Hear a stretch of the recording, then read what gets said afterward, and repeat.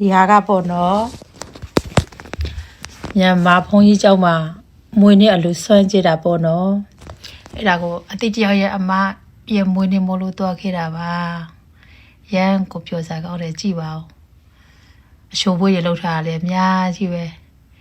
လူတွေလည်းအများကြီးလာတယ်အခုလေဖုန်းကြီးတွေစွမ်းသုံးနေကြတယ်ပေါ့နော်အမကြီးအရှိုးဘွေးတွေမုန်းနေဆိုလို့ရှိရင်အမကြောက်ကြောပြီးလို့ရှိရင်ကောင်းရင်ပြုံးမ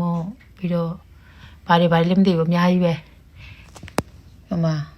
အလှမတယောက်ကလေဓာတ်ပုံရိုက်ခိုင်းနေတာ